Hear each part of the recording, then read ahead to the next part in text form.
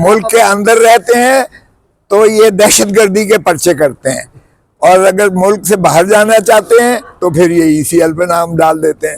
یہ پتہ نہیں زندہ بھی رہنے کا حق دیتے ہیں کہ نہیں، یہ فسطائیت کی انتہا ہے۔ یہ جو ملک میں اندر رہتے ہیں ہمارے خلاف 788 کے پرچے ہیں، جو آپ لوگوں نے FIR ہمارے کروانی خلاف، تھی اور آج اور شہباز شریف کے اوپر، وہ FIR ابھی تک درج نہیں ہوئی سر۔ وہ میں اس پر میں نے تقریباً وہ تیار کر لی ہے، اور انشاءاللہ 1-2 دنوں میں ہم کر رہے ہیں۔ اس میں شہباز شریف بھی ملزم ہے، اس میں جو ہے محسن نقوی بھی ملزم ہے، اس میں جو ہے عطا تارڑ بھی ملزم ہے، اس میں خواجہ آصف بھی ملزم ہے، اس میں IG اسلام آباد بھی ملزم ہے، اس میں SSP بھی ملزم ہے، اور دیگر نامعلوم سہولت کار اور اعانتی اور پرپیٹریٹر جو ہیں جن کے جس کا نام شہباز شریف نے لیا تھا کہ بڑی معاونت فرمائی ہے سپہ سالار نے، اس کا نام ہے؟ دیکھیں یہ تو حکومت بتائے گی نا اس کا جو ہے، کیونکہ انٹیریئر منسٹر تو آ گیا نا اس میں ملزم۔ اب یہ تو انہوں نے بتانا ہے کہ انہوں نے کس کے کہنے پر، کس کے حکم پر کیوں کر اور کس طرح کیا ہے۔ ایک FIR پہلے بھی درج نہیں ہو سکی تھی، یہ نہیں، FIR ہم درج نہیں کر رہے ہیں، ہم استغاثہ کر رہے ہیں اسٹریٹ اوے۔ اچھا FIR ہمیں IG کے خلاف یا انٹیریئر منسٹر یا پرائم منسٹر کے خلاف کسی نے FIR درج کرنی ہے، ہم اتنے بھولے نہیں ہیں۔ اچھا لطیف کھوسہ صاحب، یہ بتائیے گا کہ علی امین گنڈا پور نے شہباز شریف کو خط لکھا ہے کہ جی ثانیہ ڈی چوک کے اوپر معاف کر دیا جائے، تو کیا وجہ بنی ہے کہ اب آپ معافیاں جو ہے وہ پرائم منسٹر سے مانگ رہے ہیں؟ پہلے آپ کہتے ہیں معافی نہیں مانگنی ہے۔ کس نے معافی مانگی ہے؟ خط لکھا ہے نا۔ کس نے خط لکھا ہے؟ او بھائی صاحب، کوئی ایسی معافی کا سوچو بھی نہ، ہمارا حق تھا، اور یہ جو ہے ایک سمبولک ہوتا ہے ڈی چوک، اس لیے یہاں اپنا احتجاج درج کروانا، چاہے وہ صوبے سے آئیں چاہے وہ پاکستان بھر سے آئیں لوگ، یہاں احتجاج کا رجسٹر کروانا یہ ان کا آئینی اور قانونی حق تھا۔ اس پر گولی مارنا اور اس طرح کا تشدد کرنا کوئی جواز نہیں تھا۔ جتنی جانیں جو ہے یہاں لی گئی ہیں ان کا ایک ایک کا حساب ہم لیں گے، جتنے مضروب کیے گئے ہیں، جتنی گاڑیوں کو گلو بٹوں کی طرح ان کو سمیش کر کے ان کو لوٹا مارا گیا ہے، وہ بھی سارا ایک ایک کر کے ہم نے احاطہ کیا ہے۔ آپ کے سامنے استغاثہ آ جائے گا، ہم نے سارا وہ کیا ہوا ہے۔ کوئی معافی کا سوال پیدا ہے؟ ہم تو سزائے موت مانگ رہے ہیں کہ ان کو سزائے موت دیں جنہوں نے خون نے ناحق کیا ہے، اس لیے کہ ایک شخص کا بھی قرآن کریم میں بھی ہے کہ ایک شخص کا قتل بھی انسانیت کا قتل ہے، یہاں تو بے بہا قتل کیے گئے ہیں۔ سر ایک دن عمران خان سے ملاقات ہوئی تو دوسرے دن ان کی بہن کی ملاقات ہوئی تو عمران خان نے کہا جو کل مجھے بتایا گیا وہ حقیقت نہیں بتائی گئی، تو یہ حقیقت کیوں چھپائی جا رہی ہے سر؟ کیوں سر؟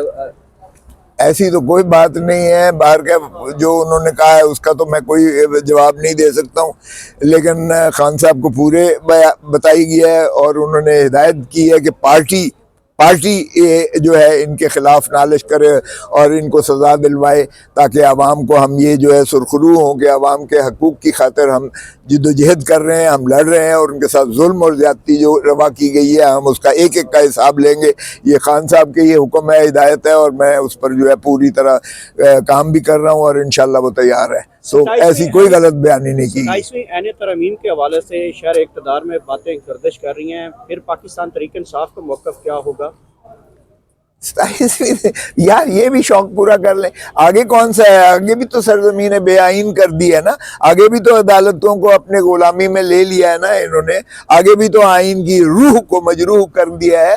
17ویں ترمیم، 27ویں ترمیم، 28ویں یا 77ویں ترمیم لے آئیں، باقی کیا رکھا ہے؟ رہ کیا گیا ہے مجھے بتائیں؟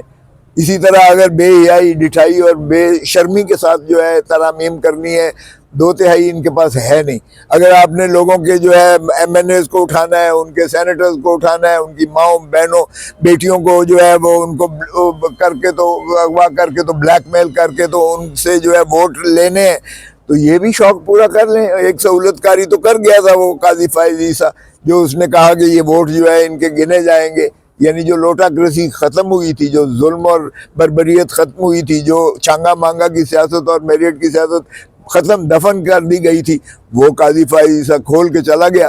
اور اب جو ہے کیا نام ہے، اب 26ویں ترمیم کی شکل میں آپ نے دیکھا کس بے حیائی، اور عطا اللہ مینگر صاحب جو ہے وہ اپنا اختر مینگل صاحب اپنے جو ہے سینیٹرز کو ڈھونڈ رہے تھے، اور آپ نے دیکھا ان کو لابی سے نکال دیا سینٹ کی، اور پھر اس کے بعد ویل چیئر پر لا کر ان کے ووٹ دلائے گئے۔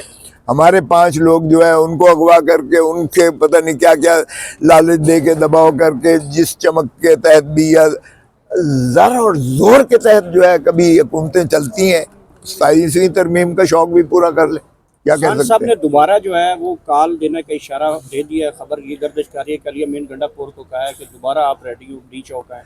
دیکھیں انہوں نے کیا کہا ہے یہ تو مجھے نہیں پتا ہے, لیکن لا محالہ ہم تو ابھی بھی احتجاج کی کیفیت میں ہیں, کیونکہ احتجاج کی کال آف نہیں کی گئی ہے. تو اس لیے ہم آج بھی اسی کے احتجاج کناں ہیں, احتجاج کرتے رہیں گے جب تک عوام کے حقوق واپس نہیں دیں گے, جب تک مینڈیٹ ڈاکہ مارا ہوا مینڈیٹ واپس نہیں ہوگا, جب تک 26ویں ترمیم جو ہے رول بیک نہیں ہوگی اور عدالت کو آزاد نہیں کیا جائے گا, جب تک یہ بنیادی حقوق اور آئین کی جو ہے عملداری یقینی نہیں بنائی جائے گی, قانون کی پاسداری جو ہے اس پر جو عملداری نہیں ہوگی, تب تک ہم ظاہر ہے کہ عوام کی خاطر اور پاکستان کی عظمتوں کی خاطر جو ہے ہم تو احتجاج کناں ہیں. خان صاحب کا یہی پیغام ہے اور یہ اس پر ہم کاربند ہیں.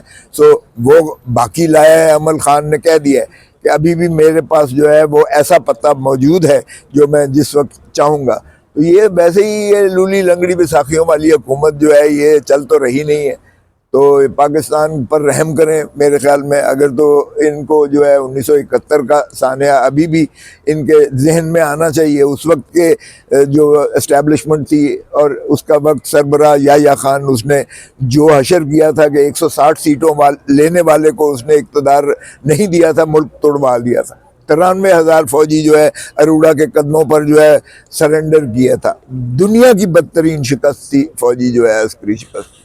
تو آج تک ہم نے تو کوئی محاسبہ نہیں لیا, کسی کو سزا جزا نہیں ہوئی. کاش کہ اس وقت کسی کو سزا دی گئی ہوتی تو آج یہ کیفیت نہ آتی کہ 180 سیٹوں والا جو ہے وہ اڈیالہ جیل میں پڑا ہوا ہے اور 17 سیٹیں لینے والا وہ وزیر اعظم ہے. تو اس طرح کا فراڈ جب ہوتا ہے تو پھر آپ بتائیں کہ کیا جمہوریت آگے چلے گی اور کیا ملک چلے گا. Thank you.